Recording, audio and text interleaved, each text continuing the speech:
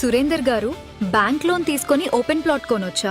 Smart investment అంటే ఏమిటి? మీ దగ్గర ఐఫోన్ ఉంది కదా, ఈఎంఐ పెట్టి తీసుకున్నా, లోన్ పెట్టి తీసుకున్నా, కార్ ఉంది లోన్ పెట్టి తీసుకున్నా, ఇల్లు ఉంది లోన్ పెట్టి తీసుకున్నా, మరి ఓపెన్ ప్లాట్ లోన్ పెట్టి తీసుకుంటే తప్పే. ఇవన్నీ కారు, ఇల్లు, ఐఫోన్ మీకు ఇష్టమని లోన్ పెట్టి తీసుకున్నా, కానీ ఓపెన్ ప్లాట్ మీ భవిష్యత్తుకు అవసరం. ఎందుకంటే 10-15 ఇయర్స్ ఈఎంఐ అయిపోయేసరికి 15 ఇయర్స్ లో మినిమం 4 to 5 times అప్రిషియేషన్ వస్తుంది మనకు ఓపెన్ ప్లాట్ కి. మీరు కడితే మహా అయితే డబుల్ కడతారు. మీరు దగ్గర లేని రూపాయకు మీరు 2 కోట్లు సంపాదించిన వాళ్ళు అవుతారు కదా. 20 years బ్యాక్ నిజంగా కొని ఉంటే ₹1 బెనిఫిట్ లో ఉంది, ఈ పాటికి ఆల్రెడీ లాస్ అయిపోయి. మనం అన్ని అవసరం వచ్చేటి లోన్ పెట్టి కొంటాము. ఓపెన్ ప్లాట్ ఒకటి కొనొద్దు అంటే మనం చేసే బ్లెండర్ మిస్టేక్ అది ఒకటి.